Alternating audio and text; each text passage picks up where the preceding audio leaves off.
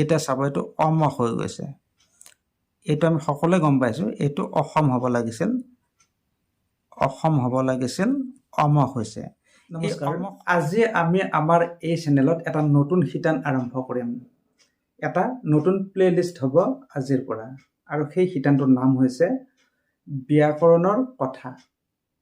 এই ব্যাকৰণৰ কথা সম্পৰ্কীয় যিটো আমাৰ নতুন শিতান, ইয়াত আমি ব্যাকৰণৰ বিভিন্ন দিশ সম্পৰ্কত আলোচনা কৰিম। ইতিমধ্যে আমাৰ এই চেনেলত বিভিন্ন শব্দৰ বানান বা গাঁথনি সম্পৰ্কত যথেষ্ট ভিডিঅ' আপলোড কৰা হৈছে, কিন্তু এই নতুন শিতানটো অলপ বেলেগ ধৰণৰ হ'ব। আমাৰ আগতে এটা চেনেল আছিল AIG লাৰ্ণিং গ্ৰামাৰ, তাত আমি বিভিন্ন শব্দৰ খুটি নাটি মাৰি কিছু আলোচনা কৰিছিলোঁ, যাতে পঢ়ুৱৈসকলৰ বা শিকাৰুসকলৰ বুজাত সুবিধা হয়। কিন্তু সেই চেনেলটো যিহেতু বন্ধ হৈ গ'ল বিভিন্ন কাৰণত, গতিকে তেনেধৰণৰ কিছু ভিডিঅ' আমি আমাৰ এই চেনেল যোগে প্ৰচাৰ কৰিম, যাতে ৰাইজৰ উপকাৰ হয়। বিশেষকৈ ছাত্ৰ ছাত্ৰী আৰু শিকাৰুসকল বিশেষভাৱে উপকৃত হ'ব, আৰু যিসকলে লিখি আছে, নতুনকৈ লিখিবলৈ আৰম্ভ কৰিছে, তেওঁলোকো উপকৃত হ'ব। আৰু আজি আমাৰ এই নতুন শিতানটোৰ যিটো নাম ব্যাকৰণৰ কথা, ইয়াৰ প্ৰথম ভিডিঅ'টো আপোনালোকলৈ আগবঢ়াম। এই ভিডিঅ'টো অলপ বেলেগ ধৰণৰ। এখন বেনাৰ সম্পৰ্কত আমি কিছু কথা আলোচনা কৰিম। সেই বেনাৰখন হৈছে এইখন। এই বেনাৰখন সম্পৰ্কত আমি আলোচনা কৰিম, ইয়াত কিবোৰ ভুল হৈছে, কিয় ভুল হৈছে।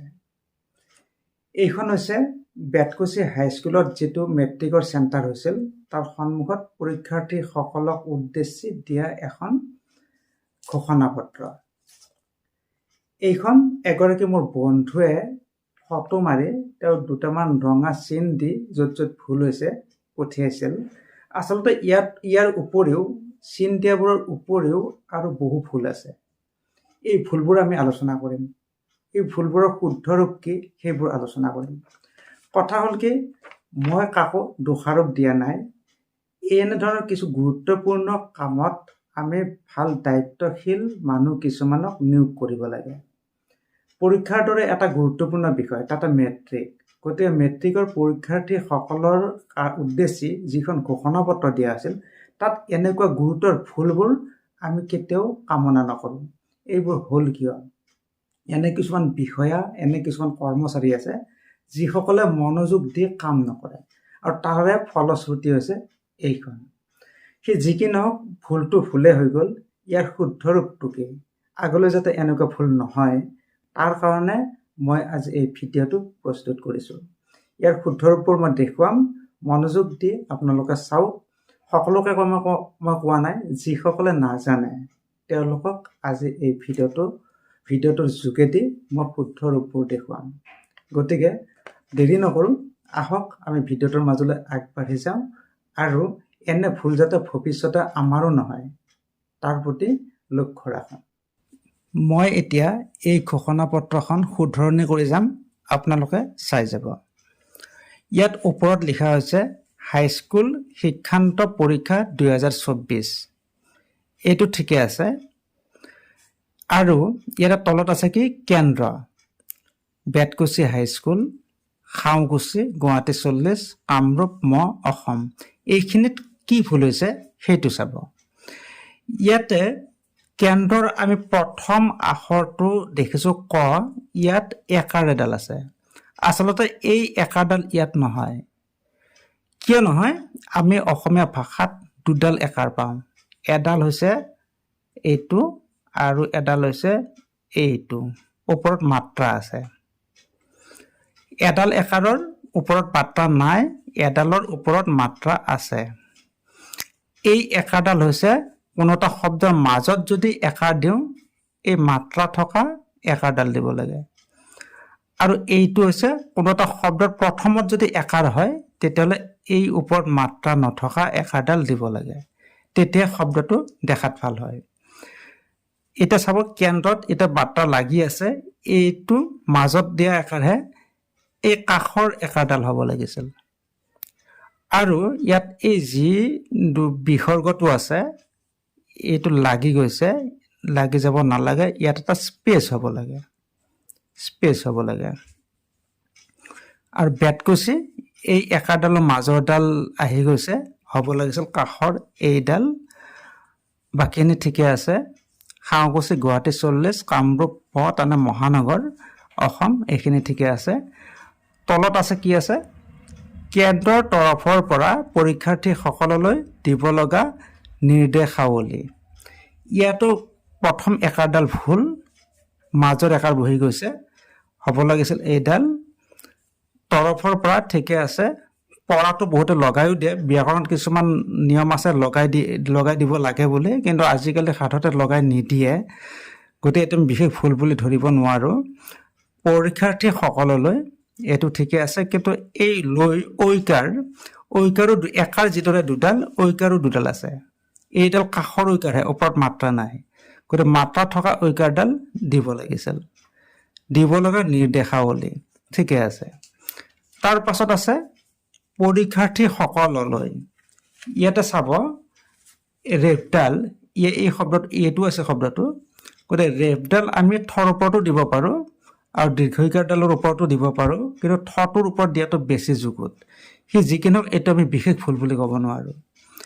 আৰু ইয়াতো ঐকাৰডাল কাষৰ ঐকাৰ আহিছে, য'ত মাজৰ ঐকাৰ হ'ব লাগিছিল। তাৰ পাছত পৰীক্ষা গৃহলৈ নিব পৰা সামগ্ৰীসমূহ, এই সমূহটো লগ লাগি যাব লাগিছিল, মাজত স্পেচ নালাগে। তাৰ পাছত তলত সেই সামগ্ৰীসমূহৰ কথা উল্লেখ কৰিছে। ইয়াতে আছে 1 নম্বৰ, পৰীক্ষাৰ্থীৰ প্ৰৱেশ পত্ৰ। প্ৰৱেশ পত্ৰ হ'ব লাগে এটা, গতিকে এই চিনটোৰে আমি এটা বুজাবৰ কাৰণে এই চিনটো দিয়া হয় প্ৰুফ চাওঁতে, গতিকে এটা শব্দ হ'ব লাগিছিল। 2 নম্বৰ, পৰীক্ষাৰ্থীৰ পঞ্জীয়ন পত্ৰ। ইয়াতো পঞ্জীয়ন পত্ৰ এটা হ'ব লাগিছিল। তাৰ পাছত চাব 3 নম্বৰ, কলম, পেঞ্চিল, স্কেল, ৰবৰ ইত্যাদি লিখন সঁজুলি। ইয়াতে নিশ্চয় দেখা পাইছে একাডাল মাজৰডাল আহিছে, স্কেলৰো মাজৰডাল আহিছে, ৰবৰ ঠিকে আছে, ইত্যাদি লিখন সঁজুলি। সঁজুলিটোত এটা গণ্ডগোল হৈছে কি, দন্তীয় সতহে চন্দ্ৰবিন্দুটো হ'ব লাগে সঁজুলি, ইয়াত ভুল হৈ ইয়াত বহিছে। ঠিক তেনেকৈ 4 নম্বৰটোত জ্যামিতি বাকচ ঠিকে আছে, কেৱল সঁজুলি থকা, এই একাৰডালৰ মাজৰডাল আহিছে, আৰু সঁজুলিত আমি ওপৰত যিটো ক'লোঁ এই ভুলটো হৈছে। দন্তীয় সত চন্দ্ৰবিন্দু, বৰ্গীয়া জ্বৰ চন্দ্ৰবিন্দুটো উঠাই দিব লাগিব। 5 নম্বৰ, উকা লিখন বৰ্ড। ইয়াতে বৰ্ডটোত আমি বৰ পাছত এটা কমা দিব লাগিব, এই বৰ পাছত এটা ঊৰ্ধ্ব কমা এনেকৈ দিব লাগিব, বৰ পাছত বৰ্ড। তাৰ পাছত পৰীক্ষাৰ্থীসকলে পৰীক্ষা গৃহলৈ নিব নোৱাৰা সামগ্ৰীসমূহ, এইটো চাব। পৰীক্ষাৰ্থীসকলে ঠিকে আছে, পৰীক্ষা গৃহ এটা শব্দ হ'ব লাগে, নিব নোৱাৰ নহয়, এইটো নোৱাৰা।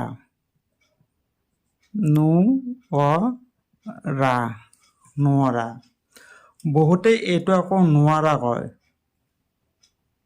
নোৱাৰা, আচলতে এইটো ভুল, নোৱাৰা হ'ব লাগিব। নোৱাৰা শব্দৰো প্ৰয়োগ আছে, বাক্যভেদে নোৱাৰা শব্দটো আমি প্ৰয়োগ কৰিব পাৰোঁ, দুটা শব্দই শুদ্ধ, কিন্তু এই বাক্যটোত আমি এইটো শব্দহে ব্যৱহাৰ কৰিব লাগিব। আৰু সাংগ্ৰীটো আমি বুজি পাইছোঁ, এইটো সামগ্ৰী হ'ব লাগে, অনুস্বাৰৰ জেগাত ম হ'ব লাগে। আৰু এই সমূহটো এটা শব্দ সামগ্ৰীৰ লগত লগ লগাই দিব লাগে। এই যে সাংগ্ৰী হ'ল, এইটো নাজানি ভুল কৰা শব্দ বুলি আমি ক'ব নোৱাৰোঁ। সঁজুলিত চন্দ্ৰবিন্দুটো ক'ত বহে নাজানিব পাৰোঁ, কিন্তু সাংগ্ৰী বুলি কোনো শব্দ নাই, সামগ্ৰীটো সাংগ্ৰী হৈ গৈছে। এইটো হৈছে অমনোযোগিতাৰ ফলত। গতিকে গোটেই কামখিনি মনোযোগ সহকাৰে যে কৰা নাই, এই শব্দটোৱেই প্ৰমাণ। তাৰ পাছত আমি 1 নম্বৰত চাব পাৰোঁ স্কুল বেগ। একাডাল মাজৰ একাডাল কাষত বহিল, আমি যদি এটা শব্দ কৰি দিওঁ স্কুল বেগৰ, তেতিয়া আমি এইডাল একাৰে দিব লাগিব, গতিকে এইটো গুৰুত্ব দিবলগীয়া কথা। তাৰপিছত কিতাপ, অতিৰিক্ত কাগজ, বেকাৰত পেপাৰ, একাডালৰ মাজৰডাল ছাইডত আহিছে, 2 নম্বৰ ইলেক্ট্ৰনিক সামগ্ৰী যেনে কেলকুলেটৰ, ডিজিটেল ঘড়ী ইত্যাদি। ইয়াত ইলেক্ট্ৰনিক ইলেক্ট্ৰনিক ইয়াত ইলেক্ট্ৰনিক এই তৈৰত্বটোৰ পাছত আমি এটা ঊৰ্ধ্বকমা দিব লাগিব, ঊৰ্ধ্বকমা। তাৰ পাছত সামগ্ৰীৰ পাছত এটা কমা লাগিব, সামগ্ৰীৰ পাছত এটা কমা লাগিব, তাতে অলপ বিৰাম আছে। তাৰ পাছত কি আছে? যেনে। এই যেনে শব্দটোত এটা কথা হৈছে কি, ওপৰত যিটো ক'লো একাৰডাল, মাজৰ একাৰডাল আহিছে। দন্তনত একাৰ যিডাল একাৰ আছে, এই একাৰডাল মাজত দিছে ঠিকে আছে, কিন্তু কাষত যিডাল মাতা নথকা একাৰ ইয়াত যদি দিয়া হয় শব্দটো কেনে দেখা যাব, সেইটো এটা অনুমান কৰিলে আপোনালোকে বুজি পাব। তাৰ পাছত যেনে আচলতে এডাল হাইফেন, আচলতে ইয়াত হাইফেন নহয়, ইয়াতে এইডাল অলপ দীঘল হ'ব লাগে। আচলতে যেনে এনেকুৱাকৈ এডাল ডেছ হ'ব লাগে, কাৰণ এইটো হাইফেনৰ অৰ্থটো বেলেগ হৈ যায়। তাৰ পাছত কেলকুলেটাৰ, এই একাডালতো গণ্ডগোল, বাকীখিনি ঠিকে আছে। ডিজিটেল ঘড়ী ঠিকে আছে। ঘড়ীটোত বহুতে ঘৰত চন্দ্ৰবিন্দু দিব খোজে, কিন্তু দিব নালাগে, এইটোৱে শুদ্ধ ৰূপ। তাৰ পাছত 3 নম্বৰ আছে মোবাইল ফোন। ইয়াতো একাৰ কেইডালৰ গণ্ডগোল আছে। এইটো মোবাইলৰ তেওঁলোকৰ হয়তো কীবৰ্ডৰো প্ৰব্লেম হ'ব পাৰে। তাৰ পাছত 4 নম্বৰটো যিকোনো ধৰণৰ জেকেট, ধৰণৰটো লগাই দিব লাগিব, যিকোনো ধৰণৰ জেকেট। ইয়াতো একাৰডাল মাজৰডাল ছাইডত আহিছে, ইয়াতো একে প্ৰব্লেম। কেৱল চুৱেটাৰ পৰিধান কৰিব লাগিব, কেৱল চুৱেটাৰ পৰিধান কৰিব লাগিব। এই চুৱেটাৰ প্ৰথম চতত দ্বিতীয় চ হ'ব, কাৰণ এছ থাকিলে আমি দ্বিতীয় চ দিয়াই ভাল। গতিকে চুৱেটাৰ যে প্ৰথম শব্দটো এছ হয়, গতিকে প্ৰথম চৰ জেগাত দ্বিতীয় চ হ'ব, চুৱেটাৰ পৰিধান কৰিব লাগিব। তাৰ পাছত আপোনালোকে চাব, পৰীক্ষা কেন্দ্ৰলৈ আনিব নোৱাৰা, এই নোৱাৰাটো হ'ব নোৱাৰা। আমি যে ওপৰত ক'লোঁ নোৱাৰা, এইটো হ'ব উপৰোক্ত। এই উপৰোক্ত শব্দটো সাংঘাতিক ভুল, এইটো ভুল প্ৰয়োগ। আমি অতদিন কৰি আছোঁ, আগৰ পৰাই বহুতে কৰে, কিন্তু উপৰোক্ত শব্দটোৰ আচল ৰূপ হৈছে কি, মই ওপৰত লিখি দিছোঁ, উপৰিউক্ত, উপৰিউক্ত বা উপৰযুক্ত বা উপৰযুক্ত, উপৰযুক্ত বুলি ক'ব পাৰি, কিন্তু উপৰোক্ত ভুল প্ৰয়োগ। ই চলি আছে যদিও এইটো ভুল প্ৰয়োগ। সামগ্ৰীসমূহ পৰীক্ষা গৃহত কোনো পৰীক্ষাৰ্থীৰ হাতত পালে, ইয়াতে পৰীক্ষা গৃহটো এটা শব্দ, কোনোৰ একাডাল মাজৰডাল আহিছে। পৰীক্ষাৰ্থীৰ হাতত পালে পৰীক্ষাৰ্থীজনক অমহ মাধ্যমিক শিক্ষা পৰিষদৰ নিৰ্দেশনা অনুসৰি, এতিয়া চাব এইটো অমহ হৈ গৈছে, এইটো আমি সকলোৱে গম পাইছোঁ, এইটো অসম হ'ব লাগিছিল, অসম হ'ব লাগিছিল, অমহ হৈছে। এই অমক শব্দটো নাজানি ভুল কৰা নাই, এইটো ভুল কৰিছে অমনোযোগিতাৰ কাৰণে, মনোযোগ নিদিয়াৰ কাৰণে এই ভুলটো হৈছে। গতিকে গোটেই কামখিনি যে ওপৰে ওপৰে লৈছে, যিগৰাকীক দায়িত্ব দিয়া হৈছিল, তাৰ প্ৰমাণ এই শব্দকেইটা। গতিকে অসম মাধ্যমিক শিক্ষা পৰিষদৰ নিৰ্দেশনা অনুসৰি 3 বছৰলৈ পৰীক্ষাত বহিষ্কাৰ কৰা হ'ব। এই পৰীক্ষাত, আমি পৰীক্ষাৰ কথাই কৈ আছোঁ, অথচ পৰীক্ষা বানানটোৱে ভুল কৰিছে। ৰত দীৰ্ঘইকাৰ হ'ব লাগে, আমি সকলোৱে জানো, কিন্তু ইয়াত ভুল হৈ গৈছে, কাৰণ ইয়াত হয়তো মনোযোগটো নিদিলে। ভাৰপ্ৰাপ্ত বিষয়া হাইস্কুল শিক্ষান্ত পৰীক্ষা, ইয়াৰ পাছত এটা কমা বা হাইফেন দিব লাগিছিল। কেন্দ্ৰ পেটকুচি হাইস্কুল, খাওঁকুচি, গুৱাহাটী 40, কামৰূপ ম অসম। ওপৰত কোৱা কথাখিনিয়ে, গোটেই ছাইডৰ মাজৰ একাডাল আহিছে, ইয়াতে ছাইডৰডাল হ'ব লাগিছিল। গতিকে এই যিখিনি ভুল আপোনালোকক দেখুৱালোঁ, এই ভুলখিনি হৈছে মই ভাবোঁ অমনোযোগিতাৰ কাৰণে। যিগৰাকী ব্যক্তিক দায়িত্ব দিয়া হৈছিল ভাৰপ্ৰাপ্ত বিষয়া, তেওঁ হয়তো মনোযোগেৰে নাচালে গোটেই বিষয়টো, আৰু যিগৰাকীয়ে টাইপ কৰিলে তেওঁ হয়তো বৰ এটা মনোযোগ দি কামখিনি নকৰিলে আৰু নকৰাটো স্বাভাৱিক কাৰণ টাইপিষ্টজনৰ ব্যাকৰণ সম্পৰ্কীয় জ্ঞান আছে বুলি ধৰি লোৱাটো কেতিয়াও শুদ্ধ কথা নহয় গতিকে গোটেই কথাখিনি এওঁ চাব লাগিছিল কিন্তু নাচালে যাৰ কাৰণে পৰীক্ষাৰ দৰে এটা গুৰুত্বপূৰ্ণ বিষয়ত এখন ভুল জাননী আঁৰি দিয়া হৈছে দুৱাৰ মুখত ভুল মানে ভুল বানানেৰে গতিকে আমি অসমীয়া ভাষাটোৰ যিটো বৰ্তমান বিভিন্ন ধৰণৰ সমস্যা আহি পৰিছে বুলি কয় তাৰ প্ৰতি লক্ষ্য ৰাখি আমি ভাষাটো যিমান পাৰি শুদ্ধকৈ লিখিবলৈ যত্ন কৰা উচিত গতিকে এনেধৰণৰ গুৰুত্বপূৰ্ণ ভুলবোৰ যাতে আগলৈ নহয় তাৰ প্ৰতি আমি সকলোৱে গুৰুত্ব সহকাৰে কথাবোৰ বিবেচনা কৰি চোৱা উচিত ভিডিঅ'টো আপোনালোকে নিশ্চয় চালে মই আশা কৰিছোঁ আপোনালোকে নিশ্চয় বুজি পাইছে যদি বুজাত কিবা অসুবিধা হৈছে বা কিছু কথা আৰু জানিব বিচাৰিছে বা এইখন সম্পৰ্কত আপোনালোকৰ কিছু খোকোজা আছে তেনেহ'লে আপোনালোকে এই ভিডিঅ'ৰ কমেণ্ট বক্সত কমেণ্ট কৰিব পাৰে মোৰ লগত যোগাযোগ কৰিব পাৰে আৰু পোনপটীয়াভাৱে মোৰ লগত কথা পাতিব পাৰিব যদি ফোনত কথা পাতে তেনেহ'লে কমেণ্ট কৰিব মই আপোনালোকক মোৰ ফোন নম্বৰ দিম হোৱাটছএপত হওক বা কলিঙত হওক আমি কথা পাতিম যাতে আমি শুদ্ধ ৰূপবোৰ বুজি পাওঁ গতিকে আমাৰ এই প্ৰচেষ্টা আপোনালোকে কেনে পাইছে আমাক জনাব আমাৰ ইনবক্সত জনাব কমেণ্ট বক্সত জনাব আৰু যদি ভাল পাইছে তেনেহ'লে ভিডিঅ'টোত এটা লাইক কৰিব আৰু আমাৰ এই চেনেলটো ছাবস্ক্ৰাইব কৰি ৰাখিব আজিলৈ ইমানতে সামৰিছোঁ ধন্যবাদ শুভৰাত্ৰি